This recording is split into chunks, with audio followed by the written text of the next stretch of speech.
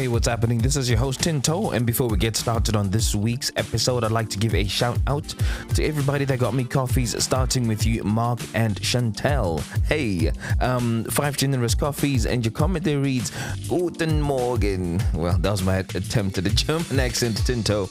This is for making a difference in our lives. My wife introduced me to TFS about a year ago, and needless to say, I am caught up with all episodes at this point. We often talk about one or another story in your podcast and connect over events and opinions of the people telling you their stories. We are getting married in June, and your podcast has made us closer. Ooh, not just as communicators, but as friends. Man, that's amazing, guys. I'm speaking for both when I say thank you and thank you. Thank you and keep doing what you love. We love you. Oh man, Mark and Chantel, thank you so much, man. That's really lovely to read. And then I've got somebody anonymous who gave me a coffee, and the comment is, give us vintage 24. Like I said, vintage 24 is yours, guys. When you hit 100 coffees, we're not doing too badly. It might be yours in about a week or two if we continue at this pace. And then last but not least, I got Hekani Chibwa. 3 generous coffees, and your comment there it reads Tiwanewa Sha. Well, it's coming, and here's an episode for this week. If you'd like to support the podcast in a similar way, please head over to www.buymeacoffee.com/feeling station and give as your spirit leads. Remember, there's nothing too small to support the podcast that you've grown to love. And yeah, we're back with the fresh episode. Hope you guys enjoy this one. Is that a breakup? I think we have a situation right here. On the Feeling Hey. Station. Hey, what's up? How's it going? Good. I'm good. And it's a sunny Sunday, so and it's warm. The weather is nice. That means you're in the right mood to be telling us a juicy story, huh? Yeah. I'm ready to spill. Welcome to the Feeling Station. Thank you for having me. For those listening to the podcast for the first time, it's a romantic family and friendship breakup podcast showcasing stories that people would like to talk about with a view to give lessons from their experiences. And I hope you find today's story entertaining, but more importantly, meaningful. And the podcast is really popular for 2 main reasons. The first being, I do my best to keep my guests anonymous. So I'm going to give you a name that you're going to use for the duration of this episode. Are you ready for this one? Yeah, I'm ready. Cool. So I'm giving you a name from Southern Africa, Zambia in particular, and the Tonga tribe. And this is a name called Lushomo, which is Lushomo. Lushomo. Lushomo. Yeah, Lushomo. And what that means is faith or mercy. Oh, okay. Yeah. And also happens to be the name of one of my really good friends from way, way, way back in uni. So I hope they get to listen to this and they're like, oh yeah, I was giving a shout out on the podcast. Yay. So I love it, Lushomo. Yeah, Lushomo. And what name would you like to give the guy that you're going to talk about today? I'm going to call him Otis. Have you watched Sex Education? No, I haven't. There's this guy called Otis, but Otis is a short form of a name called Otieno, which is very common in Nyanza and Western Kenya. Oh, yeah. Yeah, I just picked that one. Oh, fantastic. I like that. Yeah. So Otis is the name? Yeah. Brilliant. And the second reason why the podcast is doing really well is there are real life lessons that people learn from the story you're going to share today. So what would you like anybody listening to this episode to walk away with today?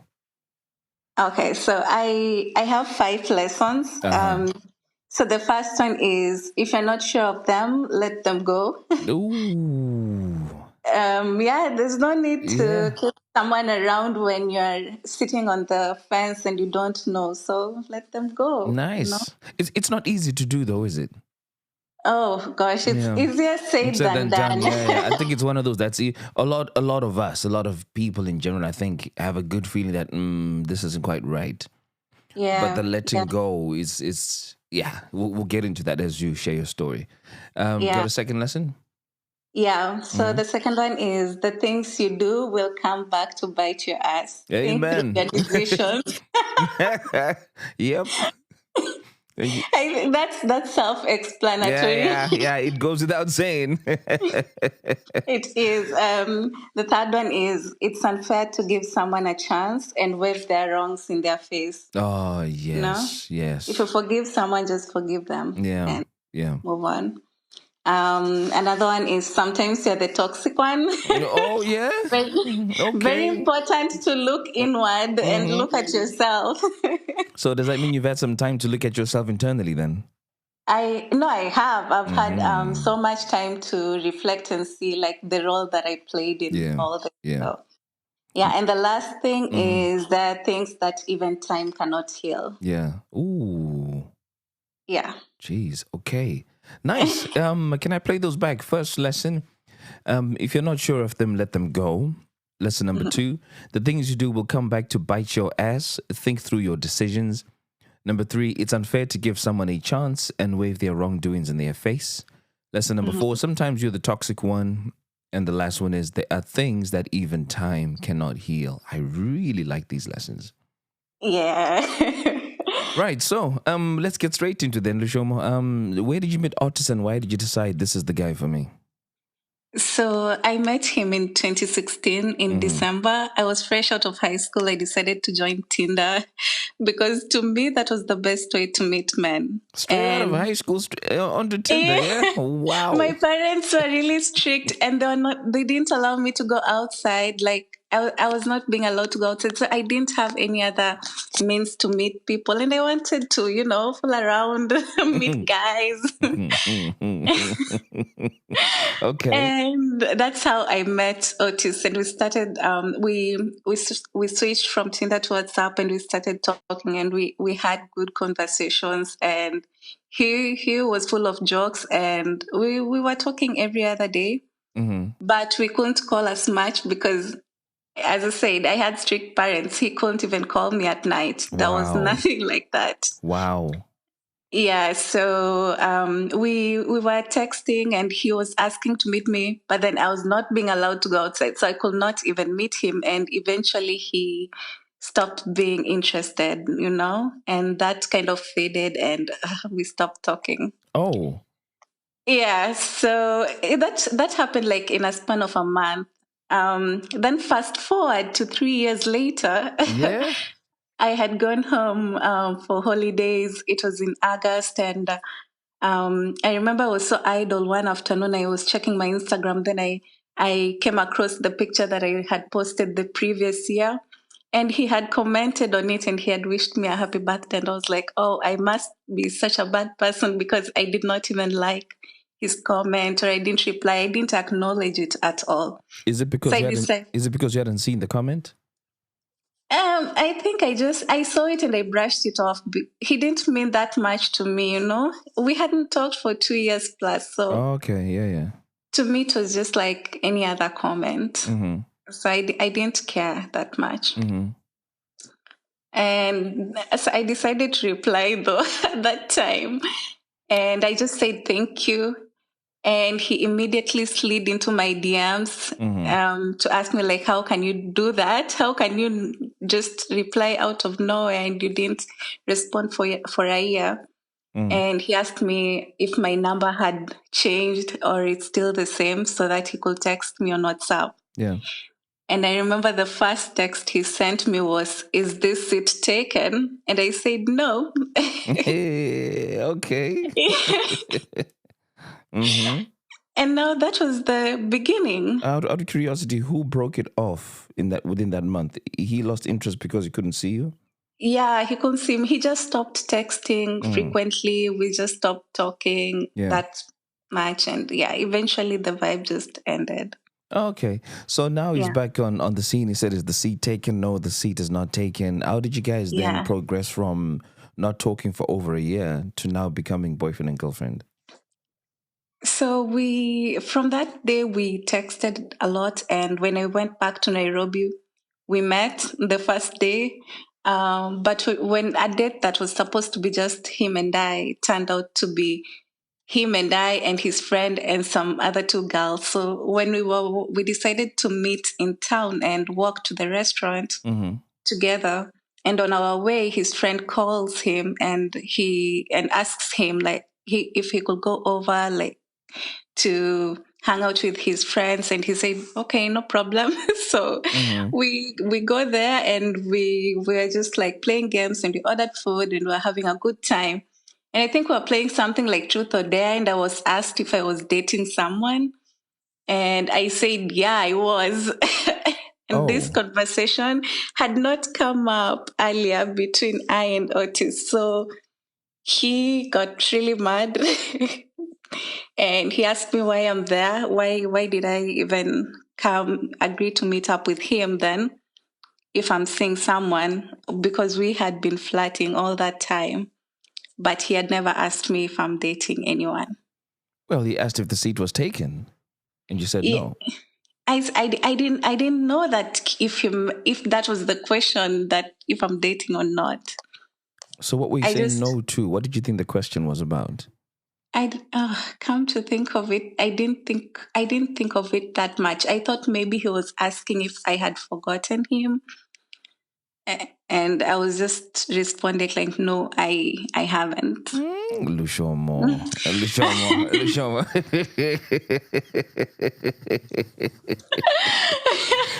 I think a guy would have been more straightforward when he wanted to ask, "Have you forgotten me or not?" Look, I if somebody's asking if this seat is taken, yeah.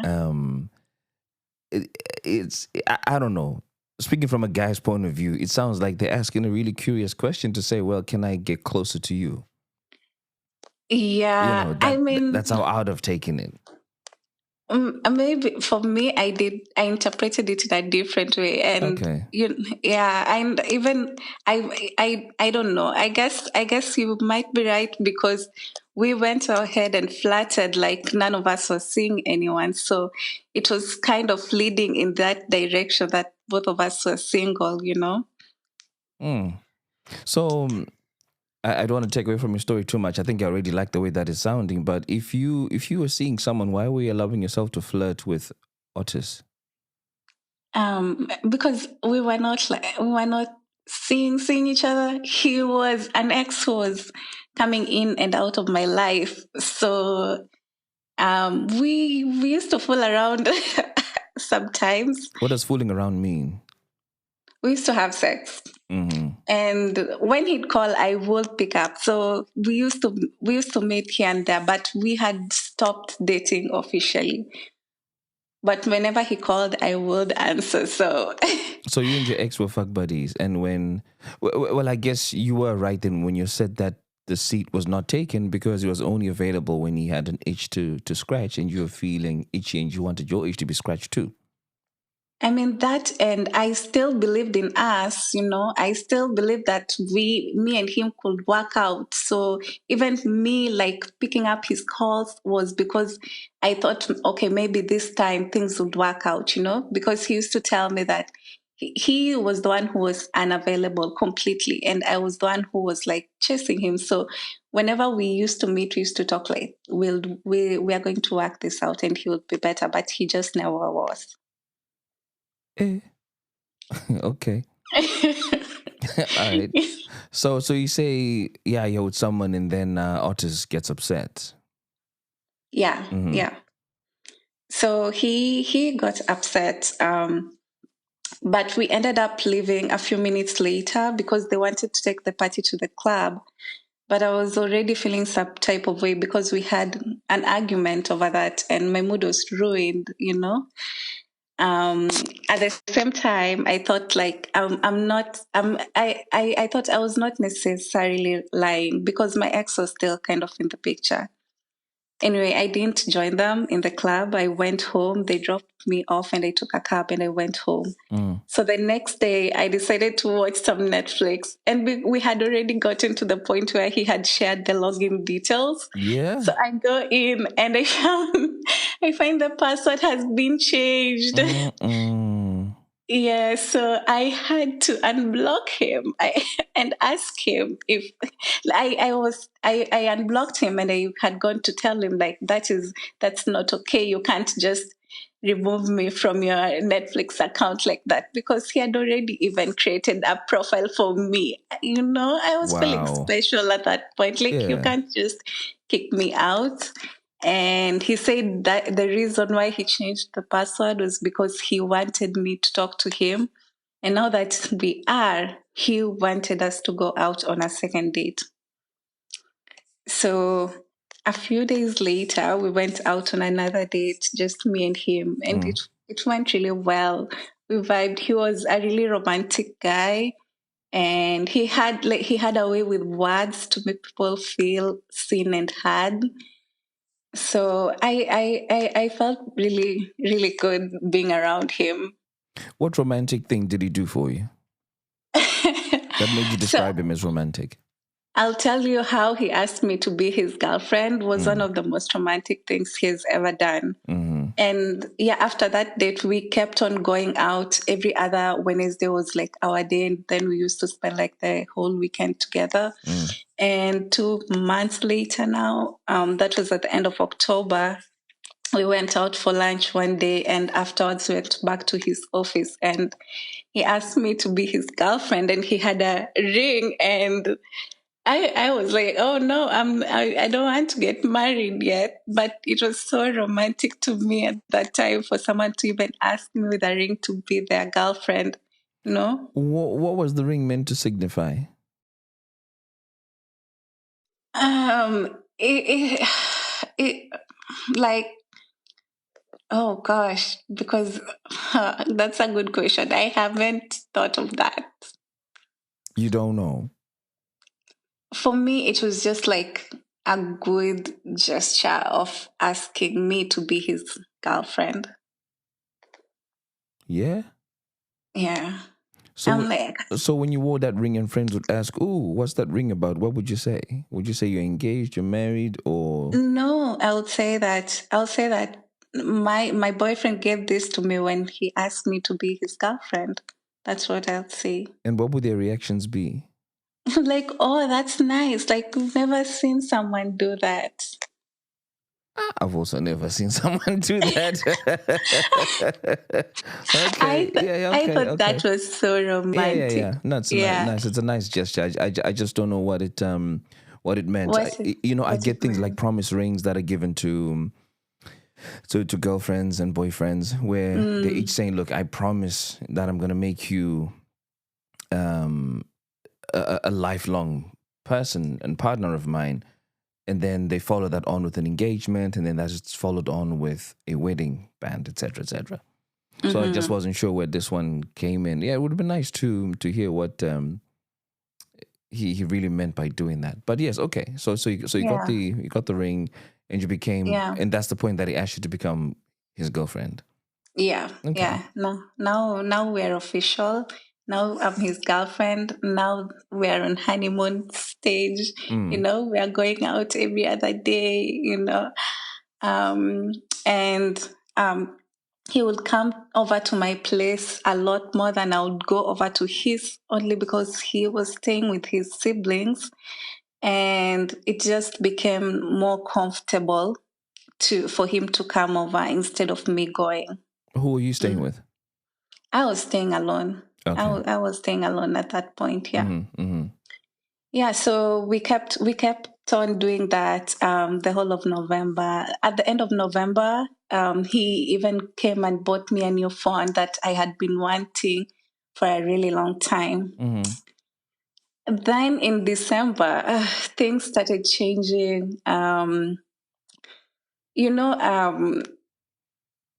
at the very beginning, like, he had completely swept me off my feet. He was taking care of me emotionally, physically. He was taking care of me, and I had even forgotten that there was someone somewhere who was my ex, who I was thinking of building a life with. No, I had started to forget that there was that, and I was starting to get more comfortable and focus on him and kind of try to see where this goes.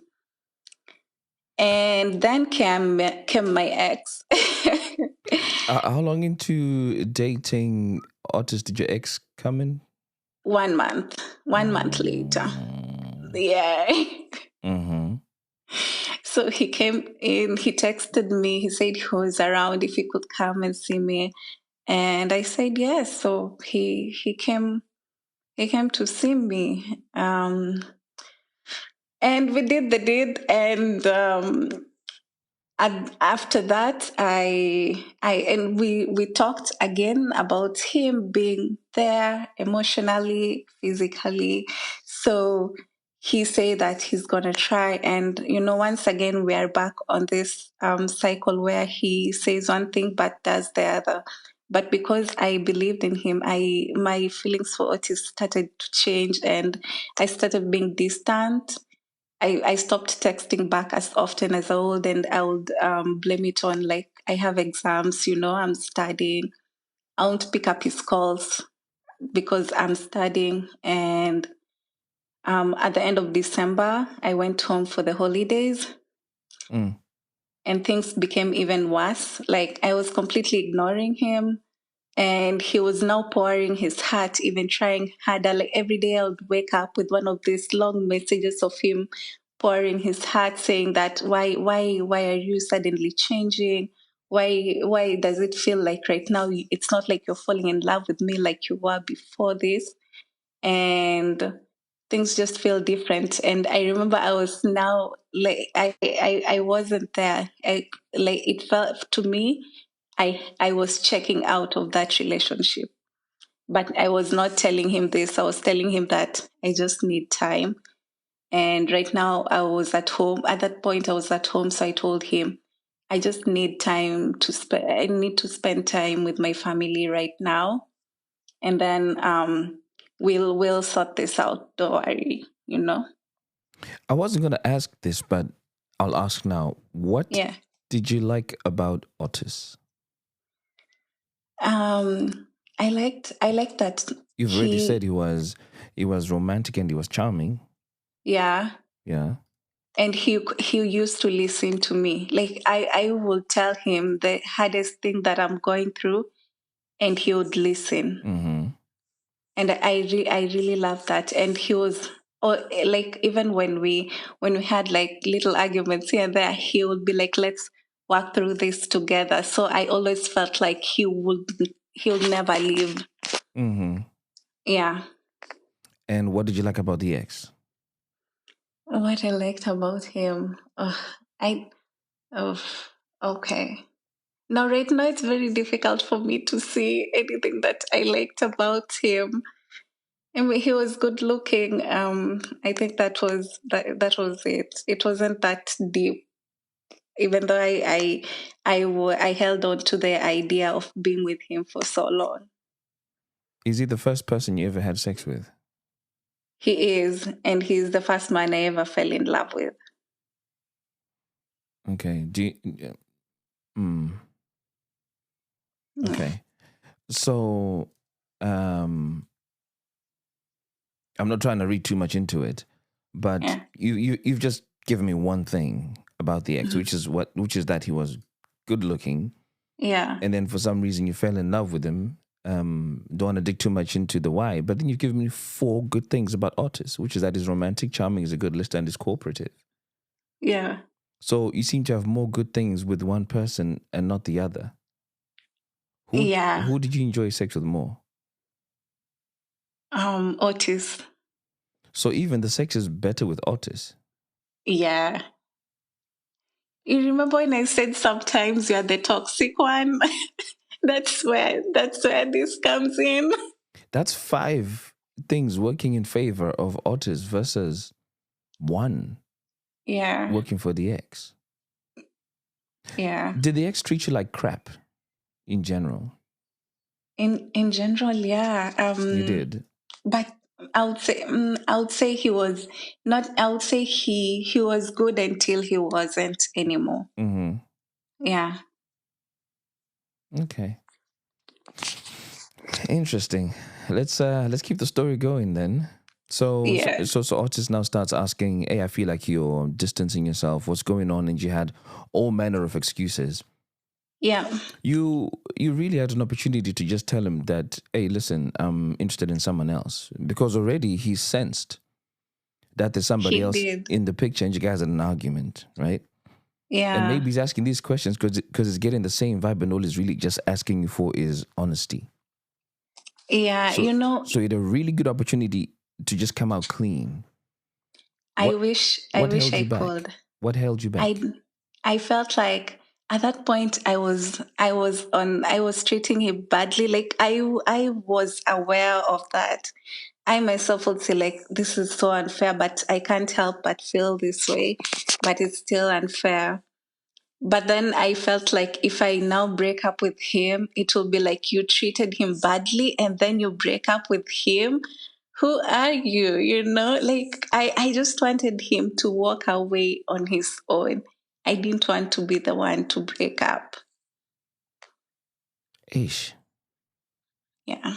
You know, I know this normally happens with guys because guys are the ones who go to a girl and they usually disturb their peace. A girl can be going about her business, minding her own business. We Mm-hmm. approach them, we're like, hey, man, I'm feeling you. Can we try and be something? And she'll be like, hey, no, I'm really okay. And then we push, push, push. She says yes. They become an Mm-hmm. item. Then somewhere along the lines, assuming the guy maybe gets bored, they decide, nah, it's not working for me, and they leave. And then the girl is back to square one, heartbroken when she was okay and she was happy. Yeah, that's true. Otis was living his life. He had just commented on your picture. You didn't respond to it. He was going about his own business, chilled. And then you replied about a year after. So you Mm-hmm. kind of ignited something in him. And then he asked if the seat was taken. You said no. He does romantic gestures and stuff. And then you're kind of discarding him now. Yeah. You know, Oh you gosh. weren't really doing him a favor by hoping that he disappears and gets the message. If I anything, you had disturbed his peace. Well, I really feel bad about that because at that moment I thought that I was doing him a favor, but Mm. truly I wasn't. So, yeah. Okay. Yeah. What happened next? So the next year it's January now 2020. Mm. I go back to Nairobi and then I get my hair down and now I'm looking good and I decide what's a good thing to do, take pictures and post on Instagram. Mm. And he knew my how my house looks like, so he knows if I take a selfie in my house. So I that was such a stupid thing to do, but I post these pictures and then he texted me and he's like, are you back in Nairobi? Mm. And I just said no, no. I just came back this morning, and actually I had come back 2 days before. So I didn't own up to it, but he was mad about that, but he didn't like drag it on. It's something that we started that day, and he came to see me the next day and we were okay. But that was really a red flag from me that he saw, and he later told me that yeah, what you did there was not cool at all. Mm. Yeah. So time goes by and it's March, and now the COVID is happening, and everyone and their partners are cohabiting. Mm. And naturally, I and Otis will do the same. But no, my feelings haven't changed since December, and now it's even worse. I don't want to see him that much. I don't want him visiting me that much. And you're still seeing the ex as well. No, I'm not seeing him. No, not anymore. Like not since that December. We never met again. And yeah, I kept trying him, and he wasn't responding me. So I'd say he kind of ghosted me at that time. Yeah. Because yeah, there's nothing else that explains it better. Mm. So now I was supposed to go back home. And 2 days before I'm set to go back home, we're in a lockdown, so I can't travel. Mm. So I have to stay alone, and most of my friends had gone home. And at this time, Otis has really noticed that I'm not feeling him anymore. Mm. He was even saying, I love you to me. I don't say it back. And he used to tell me, it's okay. I'll just give you time and you'll come around because I know how you care about me. Hmm.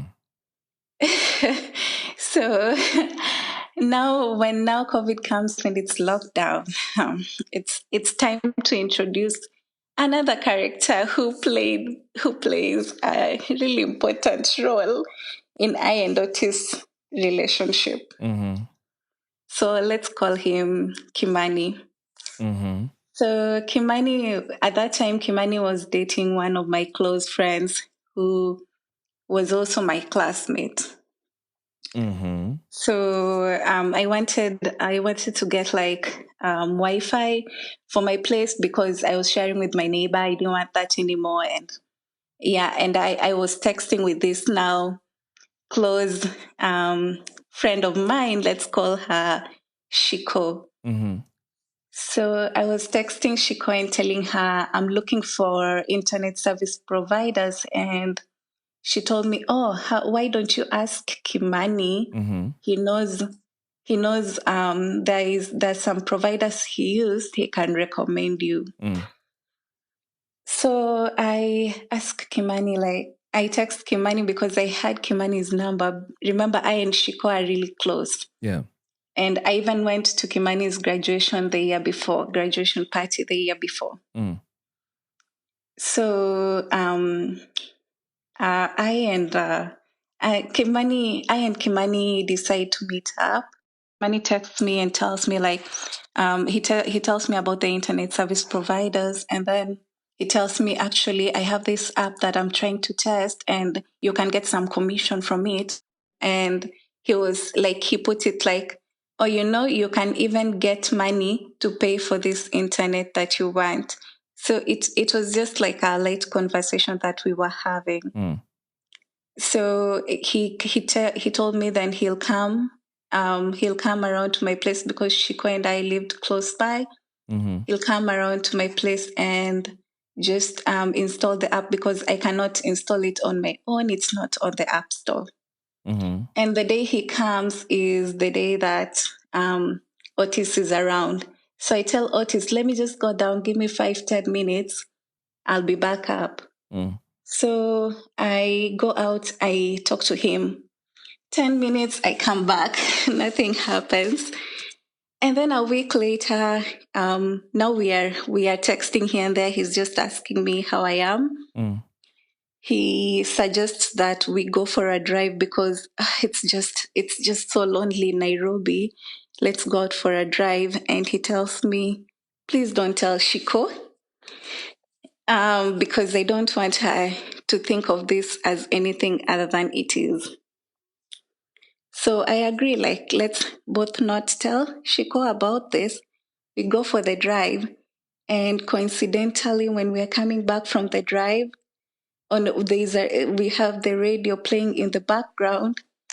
And on the show, there was this show, and there were these presenters who are talking about how people cheat with their partners' friends, you know? Mm-hmm. So we are on the drive back home. He drops me off. Okay, cool.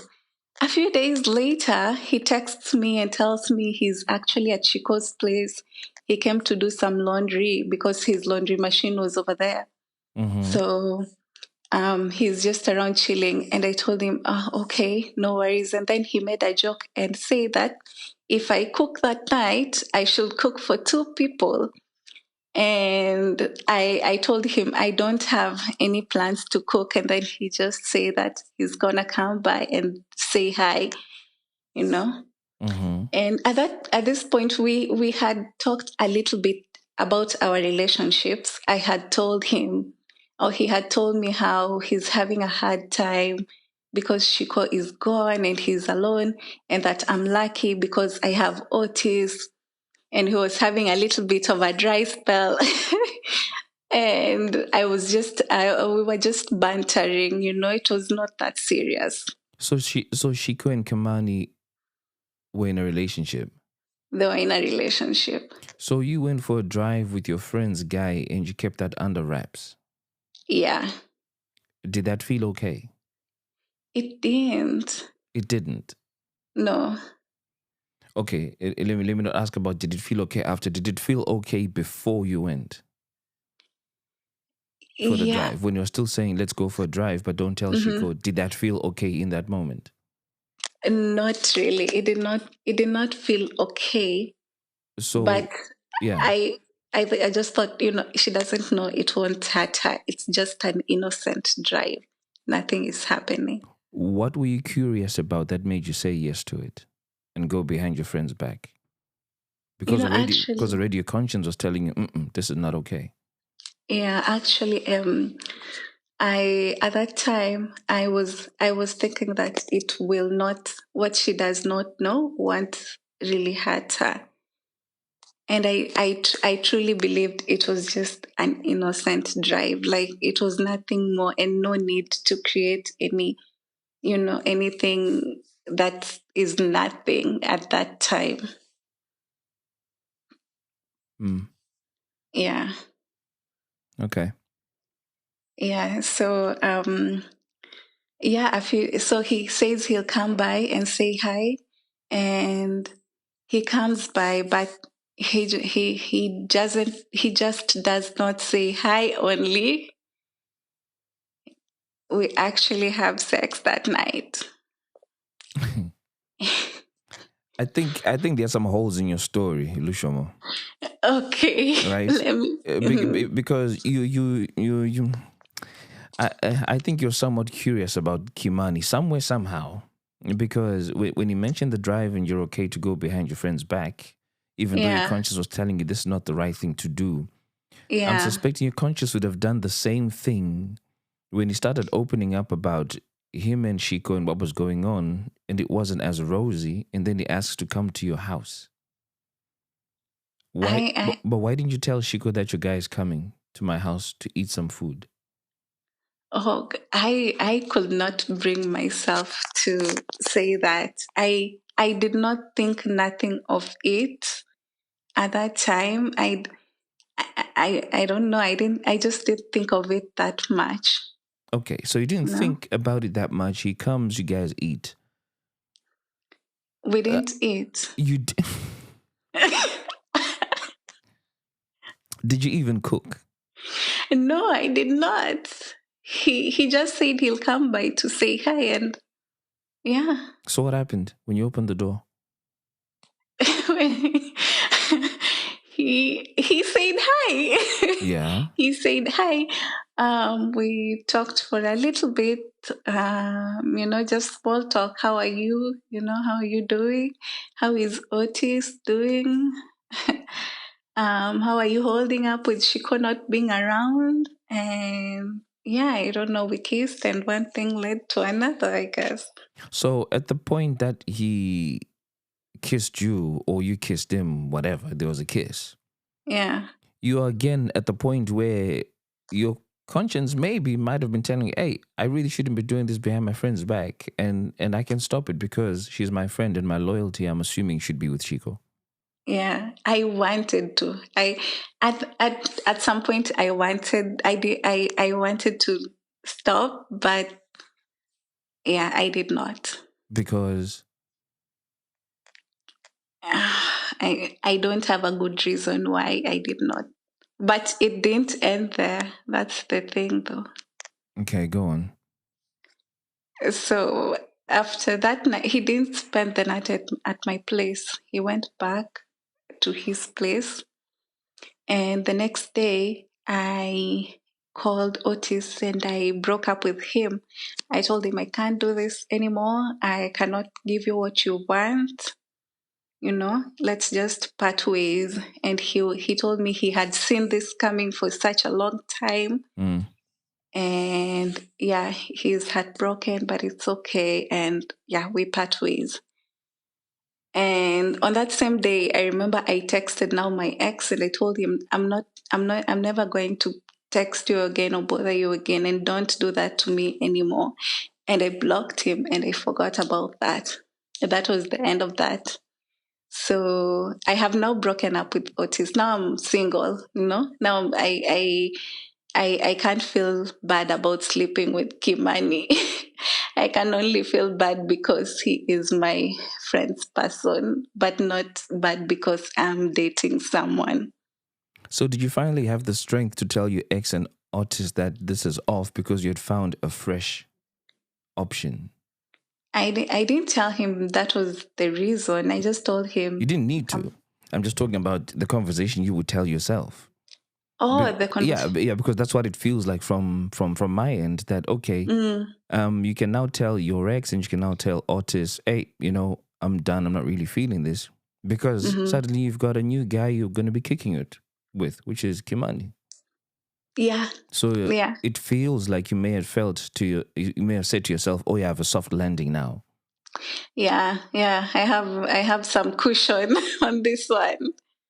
So So a lot of this had to do with you and how you felt about things. exactly. Mm. So I and Kimani go on doing this thing for like 2 months. I remember his birthday sometime in June, and Shiko asked me if I can help her to surprise him. Oh my So God. yeah. Yeah, so we buy him wine and we buy him some cookies, and she even tells me, write this message on a note and give it to him alongside the rest of the things. At this point I had started liking Kimani a little bit. So I was doing this because I was liking him, not because I was doing this for my friend, you I, know? I secretly think you'd liked him for a while. I Somewhere, I somehow. Because that's just my thought. But anyway, go on. at some point I told him that I am liking him, and he told me, don't do that. Let's not do that. I still want to be in a relationship with Shiko. Let's not do this feeling thing. This was after you'd already had sex. Yeah, that was after we'd already had sex. Hey. Mm-hmm. Yeah. So during his birthday, like I prepare for him that surprise, and he stops by at my place, and I give it to him. And after he has left, I text Shiko and I tell her like I hope, and she actually texts me and she tells me, oh, he said he liked the gift. I was like, I felt so guilty because she didn't know what is going on. You know, Mm. she had no clue that this kind of betrayal was going on behind her back. Mm. So we had planned to spend the night together. This whole time we had never spent the whole night together. So we planned to spend the night together. And on the day that we are supposed to, he was supposed to come and pick me up, and we go over to his place. So I even cooked that night. I'm waiting for him to come so that he can eat, then we can go. He doesn't come. I try to call him the whole night. He's telling me he's busy. One of his friends has been arrested. He can't make it. The next the next day, I felt bad about it. I felt bad about him not being there that night and not showing up completely. I felt like now I was alone in something that we were doing together. And so I told him, let's never do this again. This is the end. And I didn't text him again. So 2 weeks later, I decide one day, let me call Otis and see Oh my God. is he up to. So I call Otis and we talk, and I apologize, and I ask him if we can meet on the next Saturday, and we agree like, okay, let's meet. Even the next day we are texting the whole day. I'm Hold like, on. okay, What were you apologizing for? What did you say sorry for? for breaking up with him and for not treating him well the whole time he was trying. That was what I was apologizing for. Did you mean it? Yeah, I did. Okay. I did. Yeah. And so we went for the date on Saturday. And we had such a good time, and we even went back home together, and he spent the night at my place. And the next morning, I remember telling him that I loved him, that and he asked me why now, and I told him, no, when you were away, I was just reflecting, and I just thought, like, you and I have been through so much together, and I actually love you, so let's make this work. And he said, Yeah. Does this mean you had not told him I love you before? I hadn't. I had never told him I loved him before. But he had This obviously was, said I love you at some point. he did. He did a couple of times when he was trying. He was like, please, like, I love you. Show me, give me something. And And yeah, what would you say back when he said I love you? I would stay quiet. I would stay silent. You wouldn't even say thank you. No, I won't say anything. I would be like, what? What did he just say? He did not say I love you, My God. Eish. So I tell him I love him, and he is so happy about that, because that was the thing he had waited so much to do. I don't know, man. It sounds like you're manipulating the man a little bit. You know what? I thought about it later on, and I felt like that was such a manipulative move to Yeah. tell him that um, I loved him at that point. I shouldn't have. You knew what you were doing, though, didn't you? I kind of did at that time. And what was it? What was it you were doing? I wanted him back. Like I just wanted my person back. I wanted to be with him again. Because you were lonely? Kind of. And I would say anything to make him stay. So why not look for someone else, completely different? Because you already know, yeah, he's romantic, charming, he's a good listener, cooperative, and he gives you good sex, but you weren't really feeling him. So why not try someone else? I already knew him. Like, I already knew how he was. Why should I start again looking for someone else? I knew what I had when I was with him, so I didn't want to start looking again. It was just also easier for me to text him. You knew you had him wrapped around your finger. I kind of knew that he will still pick up my call even if I called him. I knew that. I knew he'll never ignore me, or he will never say no to us getting back together. Okay. Yeah. So we get back together, and I think a week or two after that, he was at my place, and I asked him, had you been with anyone during our break? And he said no, he hadn't been with anyone. And I said no too. Of course, I was not going to tell him that I was with Kimani. And I only found out like a day or two later that he had actually hooked up with one of his work colleagues. And I gave him such a hard time for it. I was asking him, like, how could he do that? We had just, like, our breakup was still fresh. It wasn't like we had broken up for that long. He did it. As soon as we broke up, he found someone else. So I kind of made him feel guilty about it. Yet I was busy here sitting on the information that I and Kimani had been together. I just couldn't tell him. Were you really hurt, or you were just saying it because you wanted to appear to have been hurt? Because remember, you really didn't care for this guy like that. It kind of sucked to know that he had been with another woman, to be honest. It kind of sucked. So I did not like hearing that. I don't know why. I wanted him to be mine. So the fact that he was with someone else, it wasn't sitting right with me. Okay. So in August, my birthday comes. He even pays for an Airbnb. We go for the weekend.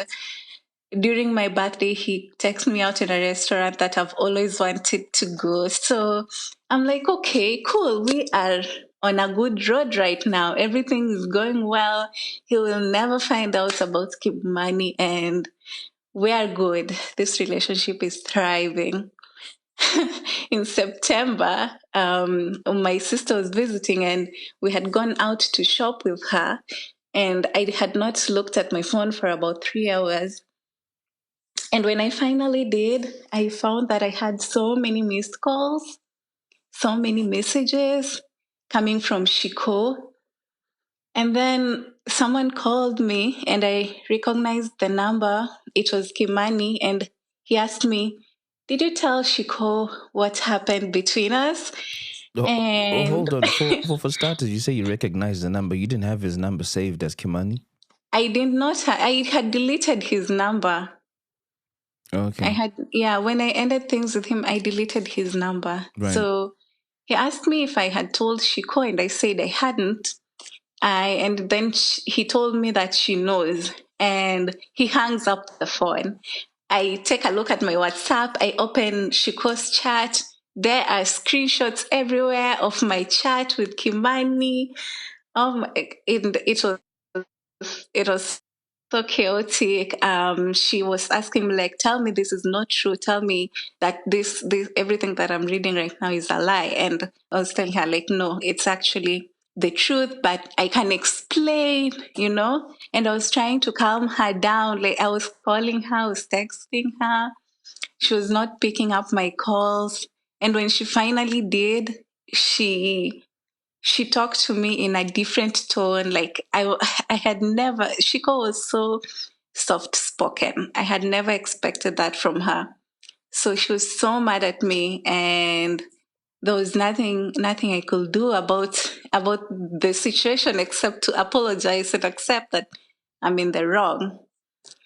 And I had told my best friend about this. So she had known before everything that happened. So when I told her, Shiko has finally found out, she was also like, "Oh my God, how did she find out? Who leaked the information?" So I was assured that Kimani was the one who had leaked the information. I later found out that Otis is the one who had leaked the information, and he had done that because I had the chat saved on my email, and he accessed my email. He got the chat, sent it to himself, then sent it to Shiko. Why were you saving chats in your email? I wanted in future, I wanted Shiko, if it ever came out, I wanted Shiko to know that it was not just me. It was both of us, and the chats can say it. In case Kimani says something that contradicts the situation, I have proof. That's why I saved the chat. You are very actively involved in deceit. It's very deliberate. Is it? Yeah. It didn't feel like it was at that time. Yeah, I mean, you've saved a chat which you want to use as proof in the event that something kicks off. Yeah, I mean, it was just for security. It was not the it was just so that Security on whose part? Because it sounds to me like you want a palm of responsibility to not just yourself but to somebody else, and yet you had the power to say no to the car ride, no to the food in quotes, no to the regular hookups for sex. yeah. I just didn't want to be alone and take the blame alone. So you didn't want to be accountable for your mistake. Ooh, I maybe. I yeah, yeah. Hmm. Anyway, so that day I tried to calm Shiko down, but she didn't. She was so mad. Like our friendship just went downhill from there. And a few days later, I was meeting Otis, and I hadn't told him everything that had gone down, but he knew how close I and Shiko were.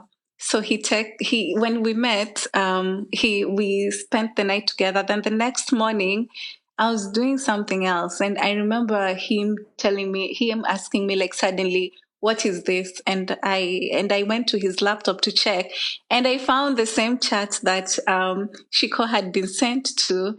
The guy had sent, or the anonymous person who was him, had sent the chat to himself. So Otis had sent to Otis the chats. You get? Yeah, yeah. Yeah. So he was so mad about it. But we talked, and I was like, no, it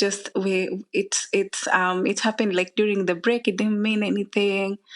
And he told me like, it's okay. Let's try and find the person who is the one who leaked the information. And I know, right? And Boy. we are here trying to find the person who leaked the information, and he's sitting right in front of me. Anyway, At this point, you knew that he was the one, and he sent them to I himself. didn't Okay. know. Oh, you didn't? I didn't know. I came to know like a year or two later. I didn't know at that time. Yeah, and he told me himself, like, you remember this incident? I'm the one who did this. Like, okay. Yeah. So after that, we just try and work through things, and October comes, and we celebrate our anniversary. Given that we were on break for 3 months, I don't know who does that, but we did that. We celebrated our anniversary, and then fast forward to December. Now I had been the villain all this time, yeah. Now I now started suffering because of my actions. I go home for like 5 weeks because I had not gone home the whole year when the lockdown happens. And before I had gone home, Otis had moved. He was now staying alone, and I was spending a lot of time at his place. So naturally, most of my clothes were at his house. So when I get back, it's January, it's 2021. We are chilling one day and at night, and he was showing me something on his phone, like pictures on his phone. And then when he swipes, I see like a screenshot of his chat with a lady. And he was asking the lady, can you come over and see my house? I moved to this new place. And I asked him, like, what is this? Why are you now inviting people over to your place? And he gave me like his explanation was not sufficient. He told me like nothing happened. I was just joking around with her. And this lady was the same one that was his colleague who they had slept together at some point. So naturally I was already feeling insecure about it. So I packed up my stuff and I left his house. He had gone to work in the morning, and I left his house and I went back to my place. And in the evening, he texted me like, what's going on? Are you breaking up with me? And I told him like, no, like you need to learn. You can't be doing stupid stuff like this, like asking a lady to come and see your house. What's special that you want to show her? I was mad at that time. So yeah, after but we talked about it. He consoled me. He was really good with words. And every time we'll argue and we'll talk about things, he would always assure me that it's us against the world. You know, that world of women, though, it's us against them. So fast forward to May, he comes over to my place. And I noticed that on Friday, he had we were so free with our phones. I had his phone's password, he had mine. And on Friday, he was when he was having his phone on, I took it and on his WhatsApp he had a message from someone who had been named like their first name and then cousin. So I assumed that this was his cousin, and that cousin of his had sent him like a voice note. I didn't hear the voice note. I was like, if I open the voice note, he'll know I was speaking through his phone. Let me just let me let it slide. Because this looks like it's family tea. I'll wait for him to tell me. So the whole of Friday night we slept, and then the Saturday, the whole day. He doesn't say anything about the voice notes or anything, any tea.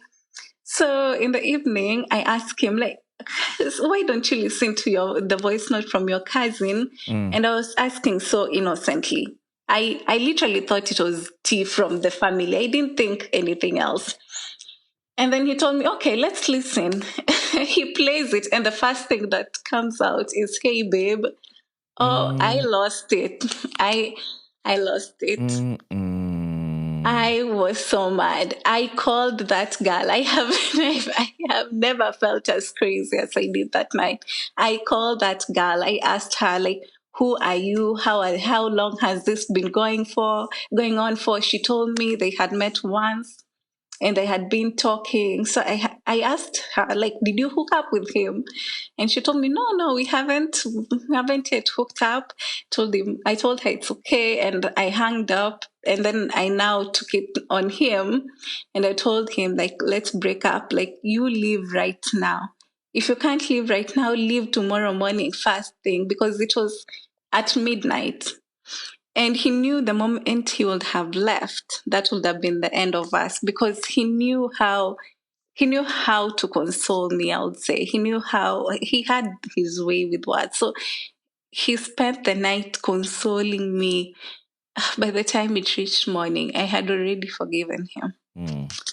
Yeah, and we tried to move past that a little bit. So comes June, I have now finished my final exams, and he decides to take me out on a date, also to apologize for his mistakes. And we go out on the date, and the next week on Monday, I get a call in the morning, and someone asks me, can you please tell your husband Otis to pay his debt? I'm like, what is going on? We are just from a date. This man was loaded. He was spending. Like, why is that debt collection company now calling me? And I remember I called him and I asked him, like, is this true? And he told me, yeah, it's true. Like, can you come over to my place? So I went over to his place, and he told me, like, he has been living. He has not been living within his means. So he is in debt and he needs help. And I told him he should call his mother to bail him out, because I cannot bail him out. I had just finished school. I was not working like that. So he called his mom, cleared the debt. Okay. But it was so shocking to me, because also 2 weeks before that, I was looking for a laptop. And because he was working in IT, he knew a lot of these models, and he was the best person to send to buy me a laptop. So apparently the laptop he got me was underquoted, and he had to top up, and he didn't tell me until this day. And so when he was opening up about how much debt he is in, he told me, oh, and also I had to top up for your laptop. I was shocked. I told him, but I thought I had given you the money. I had sent you the money. Yeah, but he was so deep in debt, and it was a crazy situation to me.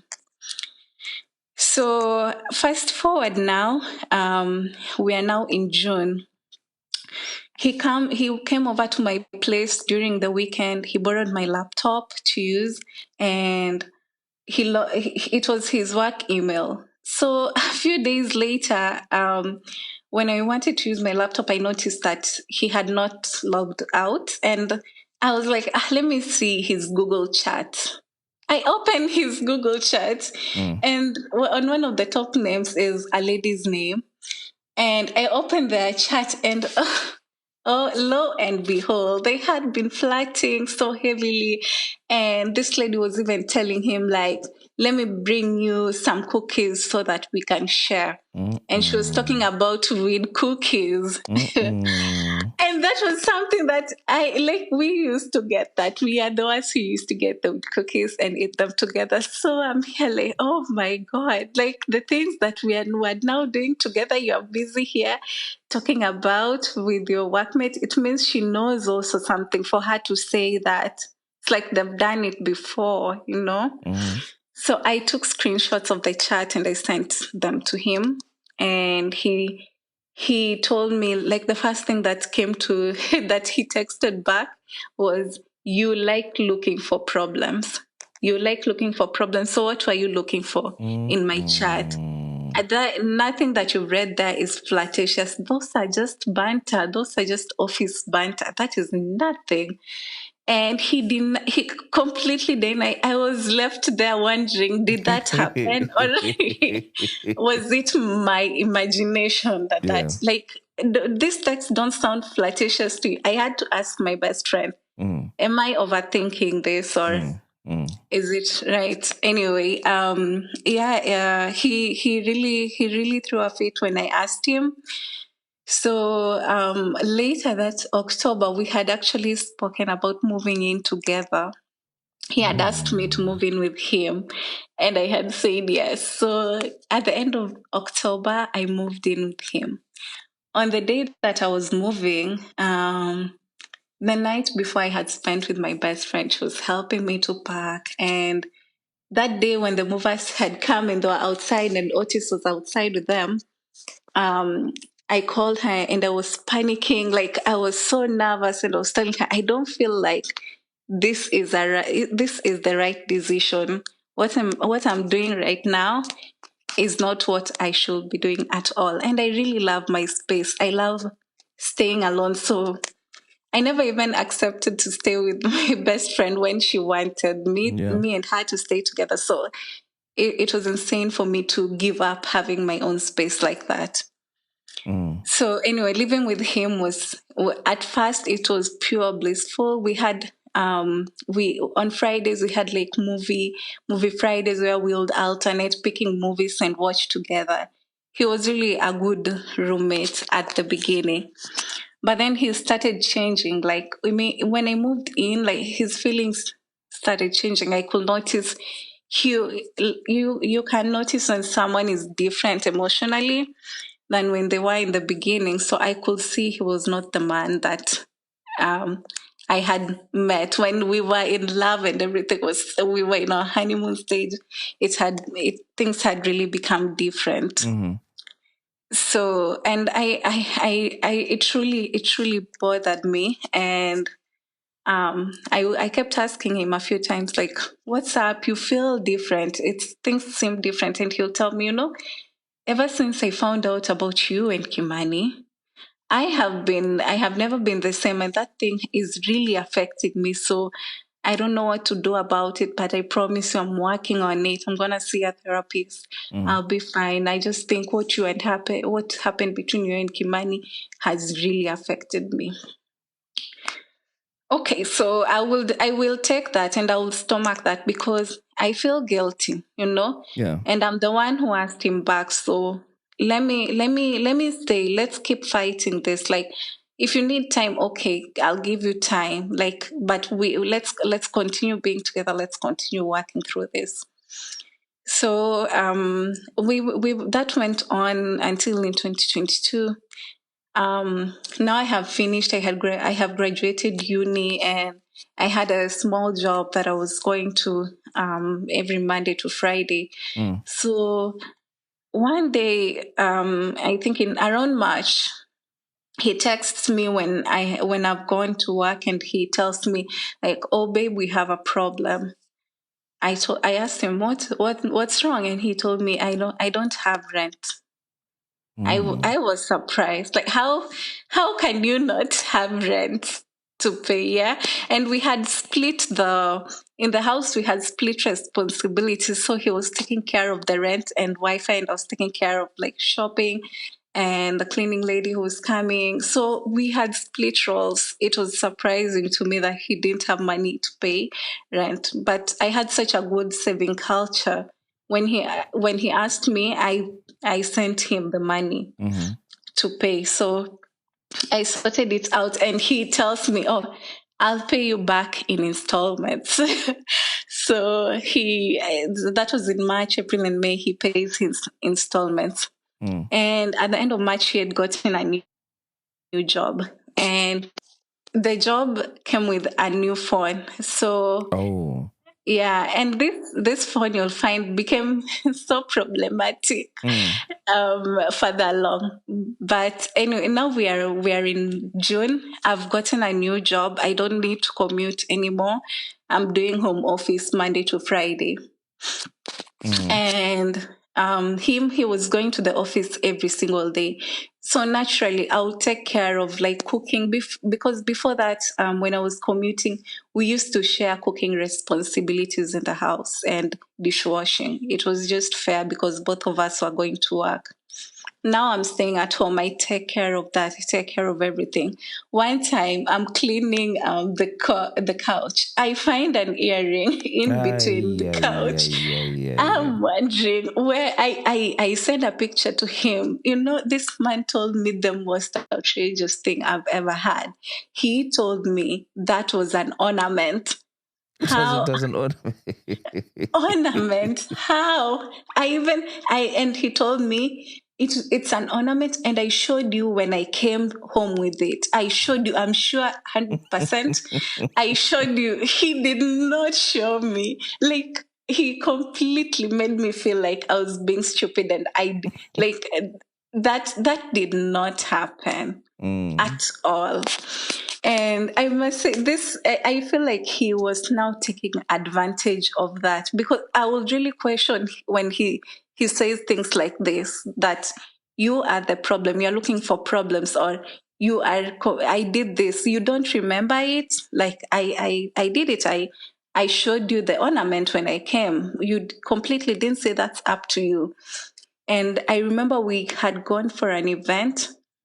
With this event, the colleague who had been a problem, the one who they were chatting with, had come along. And I remember asking him, wait, the chat that I opened is the same as the name of this lady who is here? Yeah. And he told me, no, it's not. They're two completely different. Wait, I was so shocked. I was there wondering, did I see my own things in the chat that I have screenshots for? And I would confront him about this, and we will go on and on, like back and forth, like, you are not hearing me. I'm telling you, you are the one looking for problems. It will change. The conversation would now shift to that direction. So that day when I found the earring, aka ornament, and we argued about it, I was just like, okay, let me let it go. So one morning, we're in the same June, he was waking up early to go to work, and he went to the bathroom. His phone was on the bed. I opened the phone.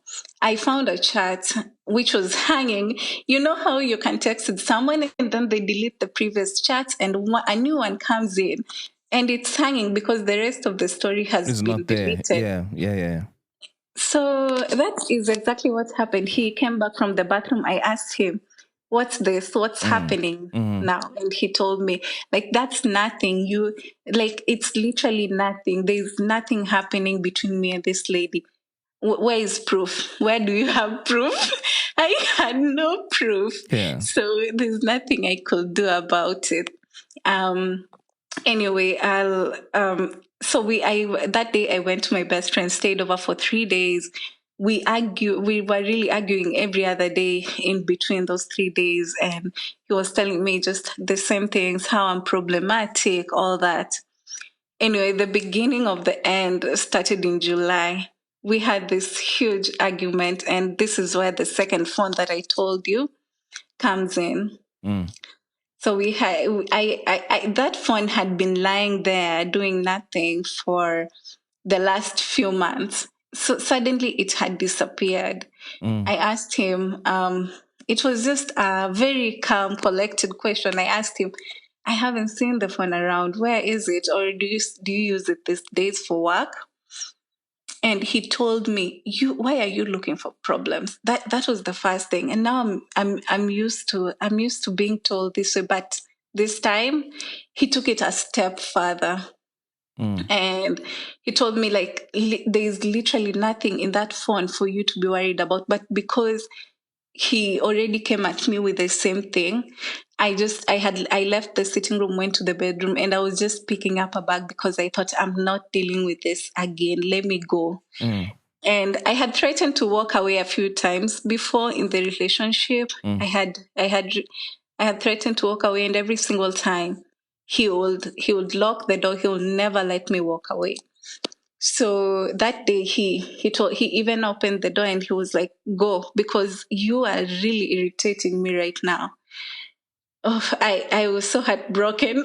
I walked away for like 2 steps and then came back. I was like, really? You're really letting me go? You are not man enough for this, because it's in the middle of the night and you're letting me go. And when I said that, that's when he took it a step further.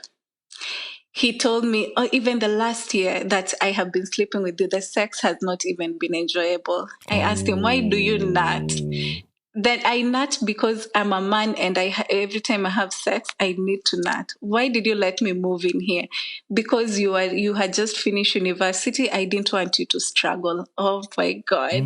My heart was breaking. Like, I even didn't want to ask her anything else, because he had crushed me completely. He had crushed me, and it made sense to me. The sex part made sense to me, because he had been acting weird, but it really crushed me. And he told me, he called me names, and he told me, because I spoke ill of him when I was with Kimani, and I was told Kimani that I'm not in love with this man. And he felt really bad about it, that I was making fun of him with Kimani. I slept with Kimani. Like, I will never be faithful. I'm the worst girl he's ever been with. So yeah, I was seated there, and the way there's flight, freeze, and the other one, fight. Yeah. I was in freeze mode. I was frozen, and my phone was in my hand. I was trying to call my best friend. I wanted her to pick up, to tell me she's home, because she had a boyfriend and she kept sleeping at his. So I didn't want to go and be stranded. Yeah. And I literally didn't know anyone else where I could go to, like no relatives, nothing. That was the only place that I could go to, or otherwise look for an Airbnb or something. Yeah. So all this was too much for me. I walked out, and I went out, stood outside the gate. I remember texting in our group chat, the one that I'm in with my sisters, and I told them, this man has decided to leave me. And I laughed about it. Like, I was saying it as a joke, because for me, it had not dawned completely. Like, we had, when in all the argument, he told me, yeah, let's break up. Let's finish this. I don't want you anymore. Yeah. So I stood outside for a little while, let's say 15 minutes. I was just thinking, I was trying to call my best friend. And then I decided, let me go back up. I don't have any other way. Let me go back up, sit there, and think through this in the morning. So I go back, and I just, the door wasn't closed, so I just opened it, and I sat in the sofa, and then I had him get on the phone. And then you remember that friend that we went to on the very first day? So he was calling that friend of his, and he was telling him, like, bro, I think I have messed up. I have messed up big time. I don't know how I'm going to come back from this. And I stormed into the bedroom, and I was screaming. And I told him, tell him that you said you are not enjoying sex with me, and tell him that you felt very bad for me, that you had to ask me to move in with you. Tell him the truth of what you've done. And then he on the phone, he was telling his friend, like, bro, I'll call you back. He hung up the phone. I went back to the sitting room. He came. He cried. He held me. he cried and I cried along. Because You guys crew. we cried, we cried, but for me it was so painful. Because I just kept remembering his words, and I kept remembering how he was tearing me apart, and how all this whole time I had really, like, when I called him and I decided like I wanted him back, I was really in this for it. But the moment I did that, all these ladies now started coming up, So for me, it was like I was putting in a lot of effort, and you knew you were feeling like this, and it's not helpful to anyone. Yeah, so that happened, and the next day, and he told me, like, let me, like, I should go to bed and cuddle with him that night, and Did you? I went. I did. I cuddled with him that night. And Nothing happened. And nothing happened that night between us. In the morning, he left and went to work. And I was also working that day, but it was so hard for me even to be in a meeting. Like I had to excuse myself, and I was not texting him like, why did you say this, pointing out exact things that he said, and his answer was the same for each one of them, that I'm sorry, like I did not mean anything that I said, like I'm really sorry, like let me come in the evening, let's talk through it, we'll work it out, okay, like it's us.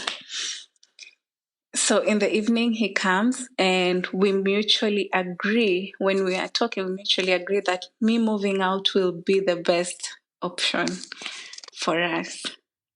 okay. So yeah, I say, okay, no, as much as it hurt me, because I felt like this was the end. Why am I moving out? I don't want to move out. Like, this needs to work.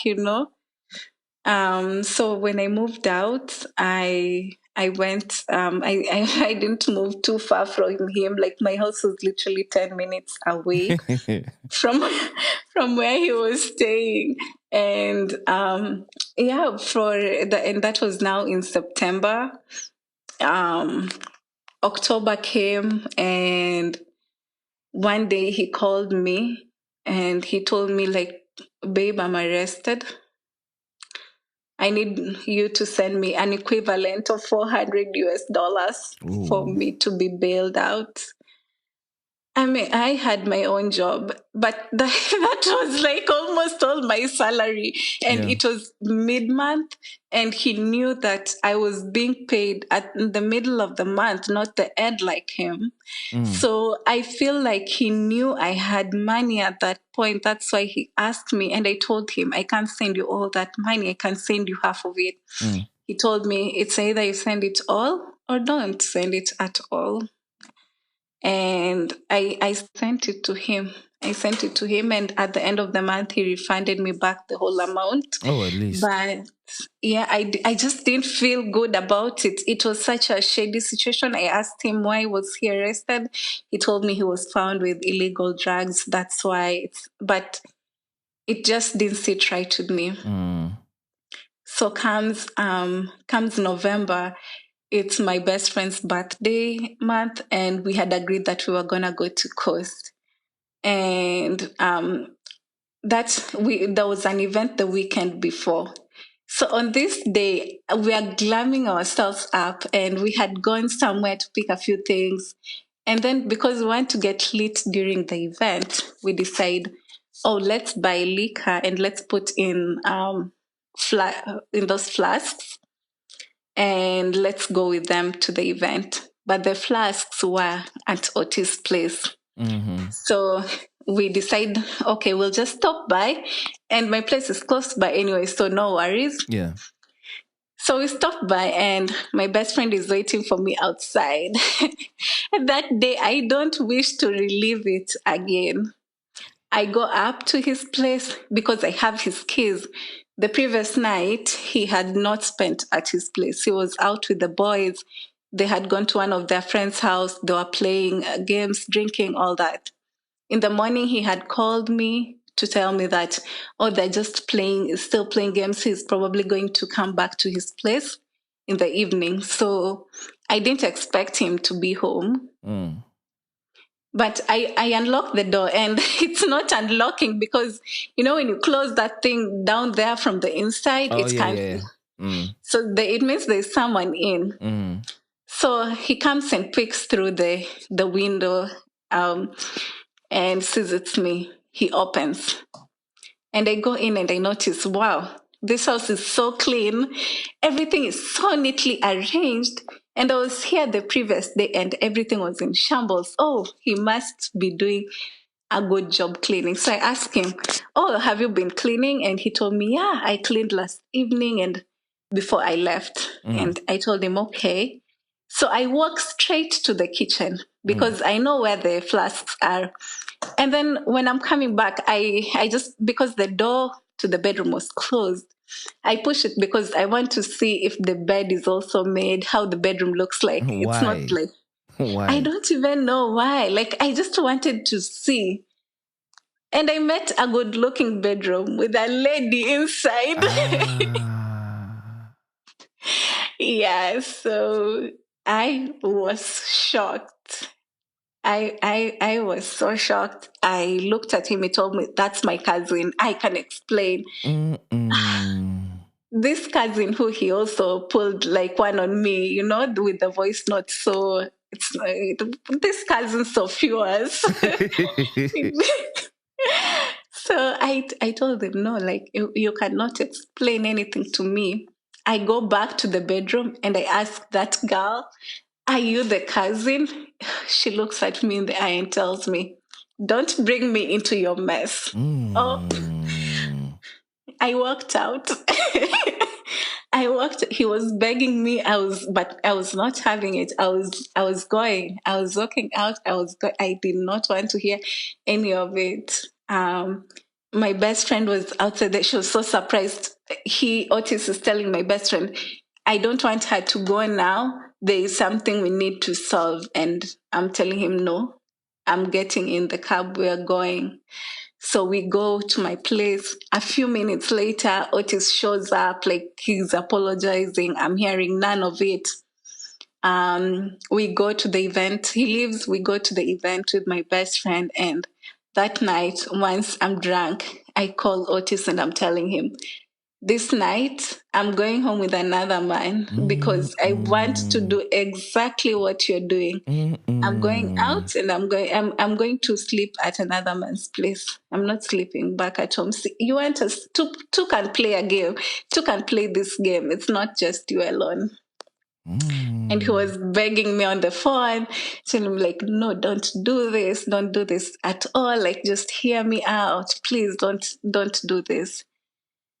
And I didn't do anything. In fact, I went back and with my best friend, we cried on my balcony about the whole situation. So I didn't go home with any man. Anyway, a few days later, it's the day that we are now traveling to go to Coast. He texts me like all those days he had been texting me, apologizing, and I was entertaining him a little bit, I must say. So he tells me that he asks me whether he can come and see me on the day that we are traveling before we go. And my best friend was not around. She had gone out a little bit. So I told him he could come. And he came and we talked a little bit and we had sex and he went. When my best friend came, she asked me like, did you see Otis? And I told her, yeah. And I remember telling her, you know what? Actually, breakup sex is really good, right? Yeah. Anyway, we fast forward to us coming back from the trip. I am now alone with no best friend. I have time to process the feelings because at this time, of course, he had sweet talked me a little bit to forgive him, but I was still feeling bad. So now that I'm alone, I can process these feelings. Yeah. So this Sunday afternoon, I was sitting on my balcony and I just called him and I told him, actually, I'm not feeling this anymore. Let's just end things. I don't want this anymore. He cried. He was begging, but I was used to him crying. Every time I caught him with another lady, he would cry. Yeah. After telling me it's my fault, he would cry. So I was used to him manipulating me like that. So I was not hearing any of it. But I blocked him, but one of his numbers I didn't block it. And he called me the next day in the morning and he told me, I'm sending you money to go to the gym. Do you need lunch? Let me send you this. At the end of the day, I get a call. We have flowers for you. The package comes with a note. I'm sorry. Chocolates are in there. Um, so he started doing these little acts here and there, trying to take care of me. And I thought all this time he has not been acting right. I've been begging him to act right, and now finally he's calling to ask me if I'm okay. What do I need? All this. So let me make him pay for all this time that he has been making me pay for my sins with Kimani. Oh yeah. So yeah, and at that point now we're in November. He's gotten a new job. The job has come up with an upgrade. He's upgrading everything in his house, new TV. I thought, okay, this is good. I can actually, this money also me, I wanna eat it.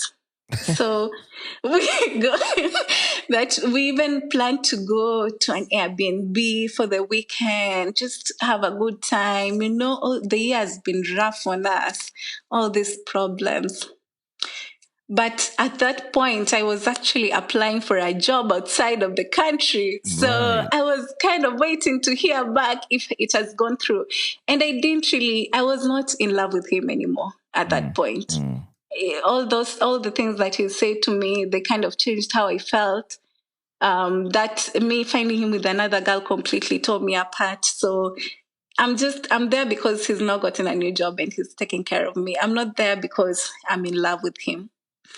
So December comes and I'm applying for this job. In January, I'm waiting. Mid-January, I hear back from them that it has actually gone through. And it happens that on the same week, I hear that the application has gone through. They're giving me the role.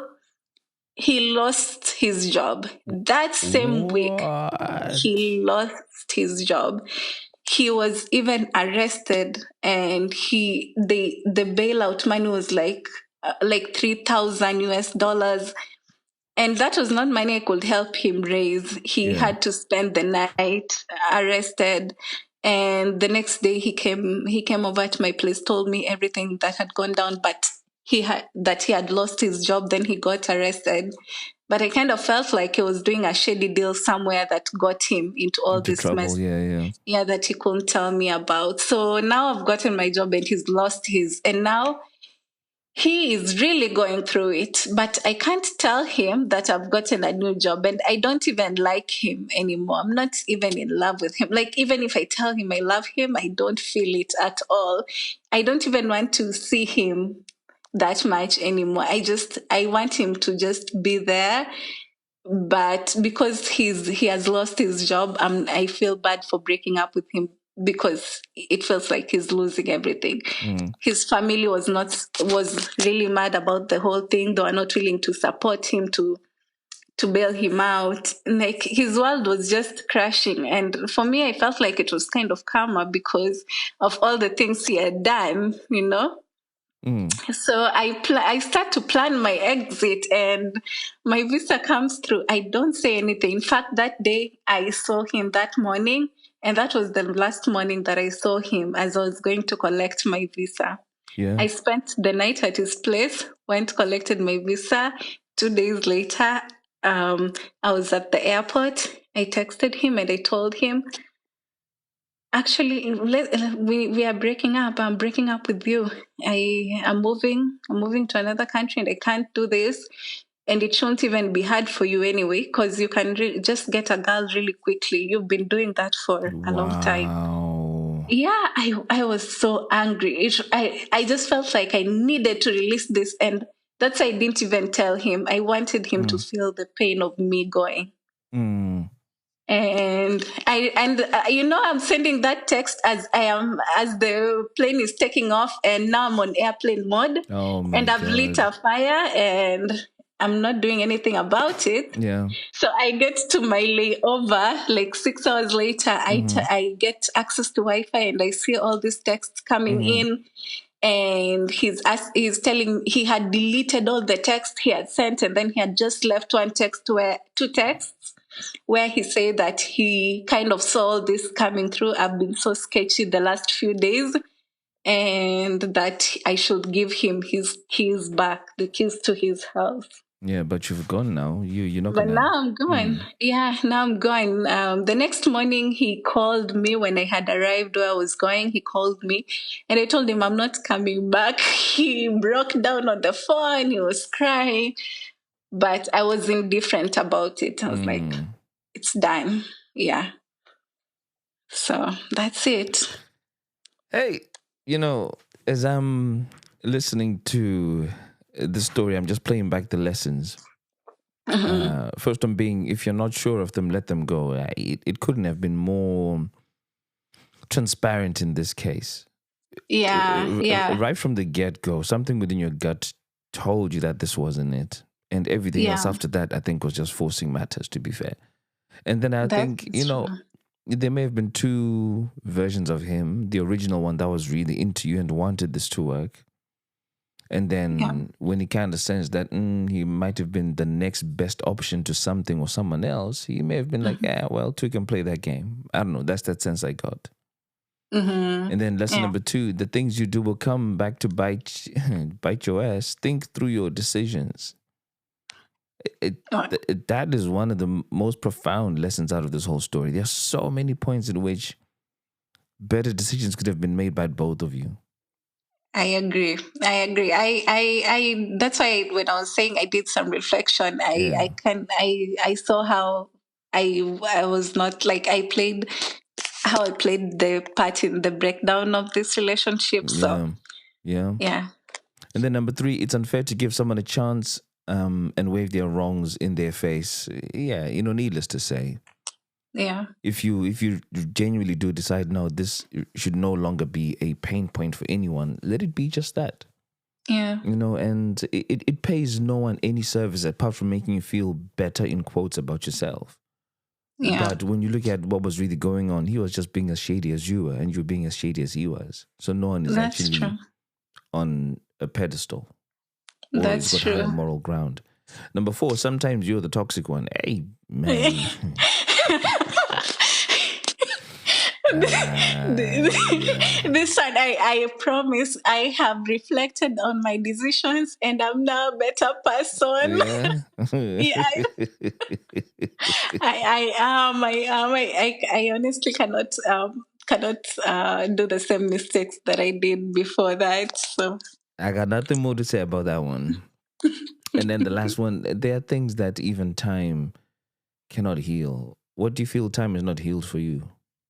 I no for me no for me it felt like the whole Kimani situation was not Yeah. something that could be solved with time. I just think the moment things came out, it will just have that would have just been the end, because trying to make it work only was only more painful than it ever helped any of us. Yeah. Yeah. Hey, well, do you know what, Lushimo? Thank you so much for sharing that incredible story. My jaw was dropped most of the time. But at least I like the fact that you've had time to think.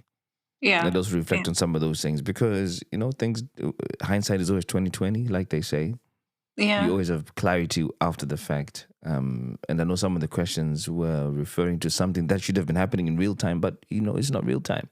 Yeah. But you've done the work, and congratulations to you for doing that. Thank you, and thank you for letting me share my story. Whether I feel like at some point, like when I was starting to tell the Kimani story, it really got to me, and I felt emotional about it. Yeah, I think over time I have learned not to feel guilty about it, because these things happen to people out here, and people are always ready to throw a stone at someone when they say that they made a mistake and they slept with someone's partner. But it happens to some of us, and you just need to let go of that guilt at some point.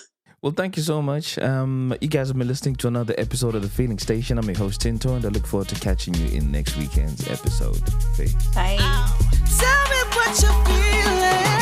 Satis on Daro Raini and Chake Zain. Tell me what you're feeling. Now that it's over. Satis on Daro Raini and Chake Zain. Let me talk about my feelings. Let me talk about my feelings, yeah. Urudoi motor no to kujiziro amai. Kujiziro amai. Love is a fire. Urudoi motor no to kujiziro amai.